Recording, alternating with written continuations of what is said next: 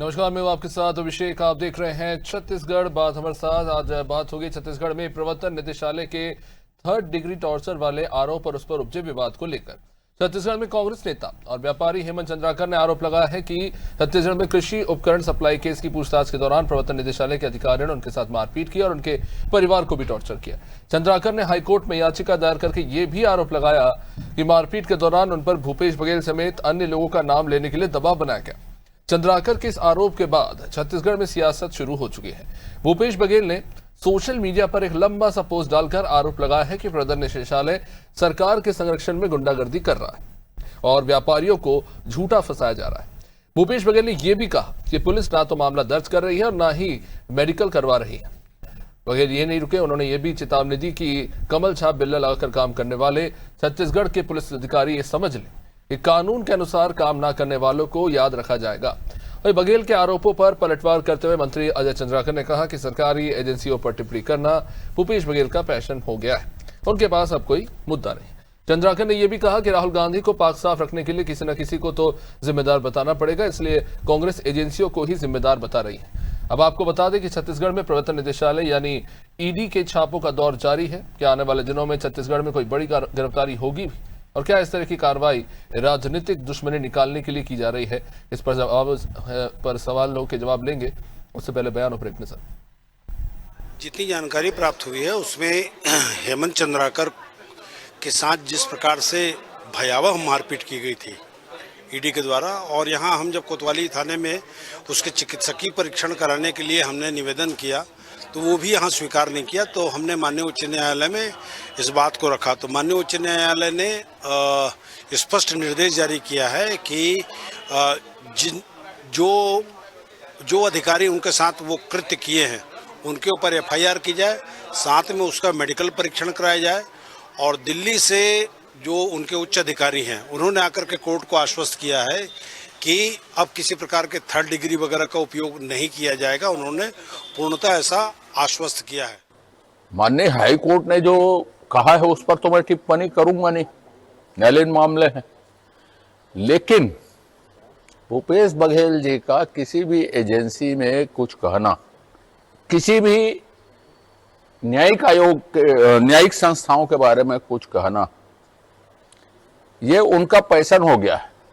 भूपेश बघेल जी का वो कहने भर को राष्ट्रीय नेता हैं कांग्रेस के तथाकथित रूप से, लेकिन एजेंसी और संवैधानिक संस्थाओं के छोड़ उनके पास बोलने का ना तो मुद्दा है ना तो अध्ययन है। तो लगातार आरोप लगते रहे ईडी पर। एक बार फिर से कांग्रेस ने ईडी की कार्यवाही को लेकर सवाल उठाया है। खैर, इसी पर जवाब लेंगे शताब्दी पांडे हमारे साथ बीजेपी से, विनय शुक्ला कांग्रेस से और वरिष्ठ पत्रकार रमेश पांडे हमारे साथ जुड़ चुके हैं। बहुत बहुत स्वागत आप सभी मेहमानों का इस चर्चा में जुड़ने के लिए। सीधा इसी बात पर आते हैं शताब्दी जी। देखिए, ईडी अपने स्तर पर कार्रवाई कर रही है, लेकिन संस्था के द्वारा जो कार्रवाई की जा रही है उसको लेकर जो सवाल उठे और उसके बाद हाईकोर्ट की तरफ से जो निर्देश दिए गए, क्या उसके बाद भी बीजेपी यही कहेगी कि ईडी की कार्रवाई को लेकर कोई भी सवाल उठाना गलत है? देखिए, भारत में अपने संवैधानिक अधिकारों का प्रयोग करने के लिए संविधान हमें छूट देता है और इसी अधिकार के तहत हाईकोर्ट पहुंचे हेमंत चंद्राकर।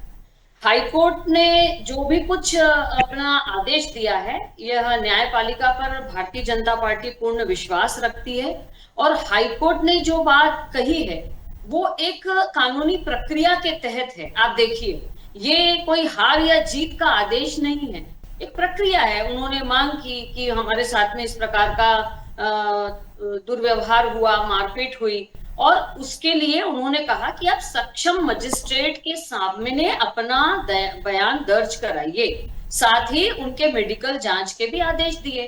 तो ये जो है संवैधानिक उपचार ये मिलता है किसी भी पीड़ित को जो संविधान के पास पहुंचते हैं। तो निश्चित रूप से हाईकोर्ट ने अपना काम किया।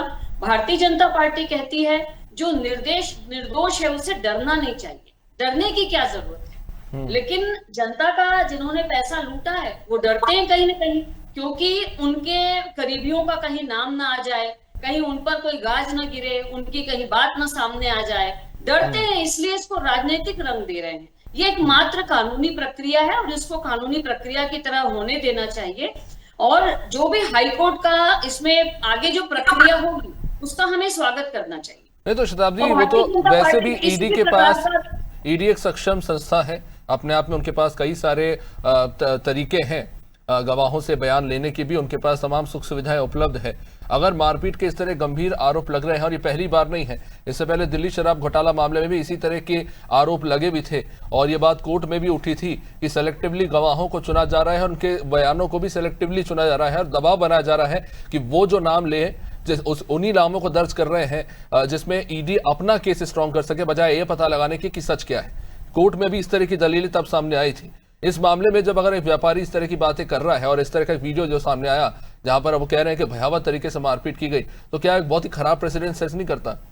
देखिए, भाजपा इसमें किसी प्रकार का हस्तक्षेप नहीं करती है, ये उनकी अपनी प्रक्रिया है, और अगर उनकी तरफ से जिस प्रकार का भी व्यवहार हुआ है, उसको हाई कोर्ट में मामला जा चुका है, विचाराधीन है, इस पर किसी भी प्रकार की टिप्पणी करना उचित नहीं होगा।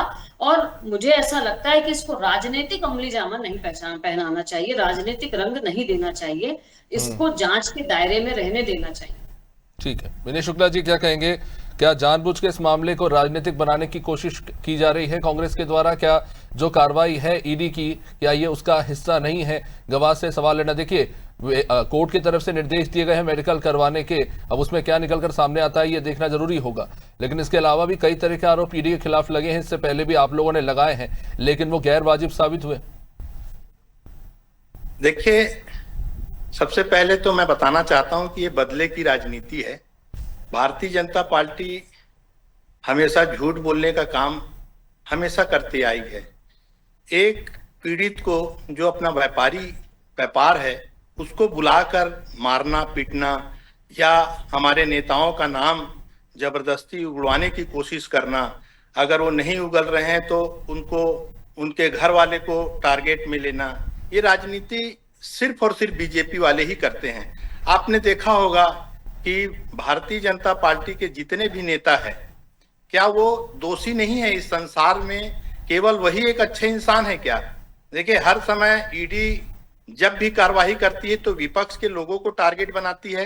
अभी मैं आपको बताना चाहता हूं कि जो न्यायपालिका ने जो निर्णय दिया है वो पीड़ित को दिया है, और इसलिए दिया है क्योंकि वहां पे ईडी के लोग न्याय नहीं कर रहे थे, अन्याय कर रहे थे, वहां मारपीट कर रहे थे, जो उनका काम नहीं है। वो अपना सवाल जवाब लेते और उनसे पूछ के उनको भेज देते, लेकिन उन्होंने टारगेट किया कि कांग्रेस के लोग हैं, इनको टारगेट करो, कांग्रेस को नीचा दिखाओ, हर जगह उनको अपमान करो, और चाहे वो कोई भी हो नेता हमारे, उनको बदनाम करने की कोशिश ये भारतीय जनता पार्टी के लोग कर रहे हैं। आप ये समझ सकते हैं कि ईडी जो ये दुरुपयोग करते जा रही है, एक न एक दिन इनका अंत होना जरूरी है, और वो समय आ चुका है। हमारे आदरणीय राहुल गांधी जी ये सारे जो डिपार्टमेंट है मोदी के, उनको सबको एक दिन दिखाएंगे कि ये सब गलत है। नहीं विनय शुक्ला जी, देखिए ईडी का भी अपना एक प्रोसीजर है काम करने का, और अगर इस तरह के जो आरोप लगे हैं, देखिए अगर मेडिकल में साबित हो जाता है कि मारपीट की गई है, तो इससे तो ईडी का अपना ही जो केस है वो हल्का पड़ जाएगा। तो वो अपना ही केस क्यों खराब करेंगे इस तरह के काम करके? क्योंकि ठीक है, आप कह रहे हैं कि ये राजनीति है बीजेपी के बदले की, लेकिन ईडी का अपना भी तो दायित्व है। अब उस अधिकारी के ऊपर भी तो गाज गिरेगी ना, अगर ये साबित होता है कि मारपीट हुई है, तो अपने लिए मुसीबत क्यों खड़ी करेंगे? देखिए सर, राजनीति में उनको एक हाथ ऊपर उनका आशीर्वाद है नरेंद्र मोदी और अमित शाह जी का। आज पूरे भारतवर्ष में, केवल छत्तीसगढ़ की बात नहीं है, केवल पूरे भारत देश में ईडी वही काम करती है जो अमित शाह और नरेंद्र मोदी जी कहते हैं। उनको एक टारगेट दिया जाता है कि आप इस राज्य में जाइए और विपक्ष के जो नेता है उनके ऊपर हमला कीजिए, अगर वो नहीं मान रहे हैं तो उनके लोगों को मारपीट कीजिए, आपको कुछ नहीं होगा। उनका आशीर्वाद बनाए रखे हैं। जब तक मोदी जी और अमित शाह हैं ये घटना चलती रहेगी, लेकिन हमारे देश में न्यायपालिका है और न्यायपालिका पर पूरे देश को भरोसा है, और उन्होंने जो आज निर्णय दिया उसको हम स्वागत करते हैं और उनको बहुत बहुत धन्यवाद करते हैं कि आप जब भी ये अत्याचार बढ़ेगा तो एक कोई ना कोई न्यायपालिका के हमारे जज सामने आएंगे और न्याय करेंगे। नहीं, पर विनय शुक्ला जी, क्या इस बात से आप इनकार करेंगे कि जो कृषि उपकरण खरीदी में इतने बड़े स्तर पर घोटाला हुआ है, बड़ी मात्रा में कैश से लेकर गोल्ड की, सिल्वर की रिकवरी हुई है, कृषि उपकरणों की खरीदी, एक्स्ट्रा बिलिंग, जिन किसानों को उपकरण पहुंचाना था उनको पहुंचाया नहीं गया। अनुमान तो ये भी लगा जा रहा है कि ये घोटाला 1000 करोड़ तक भी जा सकता है। कैसे इनकार करेंगे? फैक्चुअल एविडेंस मिले हैं, बड़ी मात्रा में कैश बरामद हुआ है, कई कृषि कारोबारियों के नाम निकल करके सामने आए, जिनमें से एक हेमंत चंद्राकर भी है। देखिए, मैं आपको फिर से बता रहा हूं, ये सब फंसाने की साजिश है। जब हमारी सरकार थी, भूपेश बघेल की सरकार थी, तो पूरे प्रदेश में किसान सबसे ज्यादा खुश था और जो सामग्री थी कृषि यंत्र की वो नियम के तहत खरीदा गया और बेचा गया। इसमें सरकार का कोई योगदान नहीं है। मैं मान सकता हूं कि जिस राज्य में थोड़ा बहुत प्रशासनिक अधिकारी जो तानाशाही होते हैं और बिना सरकार के जानकारी के अपने रूल को चलाते हैं, तो वहां गलती हो सकती है, लेकिन इसमें सरकार की दोष नहीं है। सरकार बिल्कुल नहीं चाहती कि हम अपने राज्य के जनता को हम उनसे झूठ बोलकर वो काम कराएं। मैं आपको सीधी सीधी बात बताता हूं कि सारा जो प्रयोग कर रहे हैं भारतीय जनता पार्टी और ईडी के लोग, ये केवल और केवल कांग्रेस को कमजोर करने की कोशिश कर रहे हैं। चलिए धीरे से इसे आपने माना कि चूक तो हो भी सकती है, चलिए आपने एटलीस्ट ये तो माना। खैर, रमेश पांडे जी, बड़ा दिलचस्प सा ये मामला है हेमंत चंद्राकर का। वैसे देखा जाए तो सीधा सीधा आरोप तो लगा दिया उन्होंने ईडी पर कि उन्हें प्रताड़ित किया जा रहा है, लेकिन वो साथ में ये भी कह रहे हैं कि उन पर दबाव बनाया जा रहा है कुछ बड़े लोगों के नाम लेने का, इनमें भूपेश बघेल से लेकर तमाम कुछ व्यापारी वर्ग और नेता भी शामिल है। लेकिन साथ ही साथ हेमंत चंद्राकर तो ये भी बोल रहे हैं कि मैंने तो बीजेपी के नेताओं के साथ भी काफी सारे अच्छे संबंध हैं। उन्होंने कहा कि मैं तो भाई सीधा सीधा कृषि बीज खाद बीज का व्यापार करने वाला एक साधारण कारोबारी हूं और मुझे जबरन फंसाया जा रहा है। इस तरह की बातें वो एक तरफ कह रहे हैं। क्या विश्वास कर पाना मुमकिन है कि ये जो घटना हुई है, क्योंकि इससे पहले उन्हें एक वीडियो भी सामने आया था और अब इस मामले में कोर्ट का फैसला आया, कि क्या ईडी इस तरह से कार्रवाई करती है? देखिए अभिषेक जी, ये जो प्रकरण है ये कोई नई बात नहीं है। इसके पहले मैं कुछ उदाहरण आपको बताऊंगा, आप समझ जाएंगे कि किस तरह से ऐसा माहौल बनता है। जो इस तरह के मैं ये नहीं कहूंगा कि दोषी हैं या अपराधी हैं, मैं ये जरूर कहूंगा जो इस तरह के कारनामों में लिप्त होते हैं उनका एक सगल बन गया है कि वो एजेंसी, जो जांच एजेंसी होती है, उनके ऊपर कीचड़ उछलना। एक नाम आपको याद दिलाऊंगा, सूर्यकांत तिवारी, छत्तीसगढ़ की है और बड़े स्कैम में वो भी शायद अभी जेल में है या जेल से बाहर आ गए। उन्होंने आरोप लगाया था कि ईडी मुझ पे दबाव बना रही कि आप के पास 52 विधायक हैं, आप इनको लेकर के अलग हो जाइए, आपको मुख्यमंत्री बना देंगे। ऐसा भी आरोप सूर्यकांत तिवारी ने लगाया था, लेकिन वो कहीं सही साबित नहीं हुई। तो हेमंत चंद्राकर जी का जो आरोप है, मैं ये कह रहा हूं कि हेमंत चंद्राकर जी को ये कहने की क्या जरूरत कि मैं निर्दोष हूं। अगर उनके ऊपर कोई आरोप लगे हैं तो कोर्ट तो तय करेगा ना कि आप निर्दोष हो कि नहीं निर्दोष हो। इस तरह की बयानबाजी करना और मीडिया में आकर के इस तरह का माहौल बनाना, ये एक तरह से मेरे ख्याल से इसमें कोई दम नहीं है। दूसरा पक्ष ये है कि अगर हाईकोर्ट ने कोई इस तरह का आदेश जारी किया है तो स्वागत योग्य है कि उनका मेडिकल परीक्षण कराया जाए और जो सच्चाई है वो सामने आ जाएगी। इसमें किसी को घबराने की जरूरत नहीं है, ना भारतीय जनता पार्टी को, ना कांग्रेस को। जी। लेकिन रमेश जी, अगर इस मामले को देखिए, बड़ा सिमिलर सा मामला है। दिल्ली शराब घोटाले में भी कुछ इस तरह की ही जो है घटना हुई थी, जहां पर ये कोर्ट में ये कहा गया था और ये जज की तरफ से सवाल पूछा गया था कि ऐसा क्यों होता है कि जिसको आप घोटाले में आरोपी बनाकर लाते हैं, बाद में वही सरकारी गवाह बन जाता है और वही नैरेटिव, वही बयान दे रहा है जो ईडी पहले से कहती आ रही है। और कई बार तो ये तक आरोप लग गए कि प्री मेडिटेटेड बयानों पर साइन करने के लिए दबाव बनाया गया। इस तरह के गंभीर आरोप ईडी पर पहले भी लग चुके हैं, कोर्ट में इस तरह की दलीलें गई हैं। तो कहीं ना कहीं सवाल उठता है कि क्या नहीं, एक साइकोलॉजिकल प्रेशर बनाना अलग बात होती है, वो तो उनकी पेशे का हिस्सा है ईडी का, लेकिन क्या ऐसा हो सकता है कि शारीरिक रूप से भी अत्याचार किया जा रहा हो या अलग तरीके से हथकंडे अपनाए जा रहे हो? मैं ये नहीं कर रहा, ईडी पर मैं कोई क्लीन चिट नहीं दे रहा हूँ। आप देख रहे होंगे कि ईडी के तमाम अपराधी भी, ईडी के तमाम अधिकारी भी घूस लेते हुए, तमाम तरह के गलत अपवंचनाओं में रहते हुए कार्रवाई की जाती है, पकड़े जाते हैं। हो सकता है ईडी के जो दल में हो कोई व्यक्ति ऐसा भी हो, कोई अधिकारी ऐसा भी हो जो गलत कार्य कर रहा हो, किसी को प्रताड़ना कर रहा हो। पर मैं ये जहां तक समझता हूं कि ईडी के फोरम में थर्ड डिग्री का इस्तेमाल करना जैसा कोई प्रक्रिया नहीं है। अगर ऐसा हो रहा है तो वो तो वाकई में गलत है। उस पर कोर्ट ने जो डिसीजन दिया है वो बिल्कुल ठीक है। लेकिन जहां तक मैं समझता हूँ, हेमंत चंद्राकर जी का जो जो मुझको सिस्टम दिखाई दे रहा है उनका पूरा साइकोलॉजिकल, वो हमको नहीं दिख रहा कि उनकी बातों में कोई दम है। हमको लगता है वो एक प्रायोजित प्रोपेगेंडा है। जी ठीक है, जवाब इस पे भी ले लेते हैं। शताब्दी जी, एक तरफ हम देख रहे हैं कि आप रायपुर में फॉरेंसिक लैब खोलने की बात कर रहे हैं, पर वहीं हम दूसरी तरफ देखते हैं पहला मामला नहीं है, छत्तीसगढ़ में ऐसे कई पुलिसकर्मी भी हमने देखे हैं जो गलत कानूनी हथकंडों का इस्तेमाल करते हैं। थाने में किसी को आरोपी बताकर पूछताछ के लिए लाते हैं, गवाह बताकर, फिर थाने में उसकी मृत्यु हो जाती है और उसके बाद वो बोल देते हैं कि नहीं हमने नहीं मारा साहब।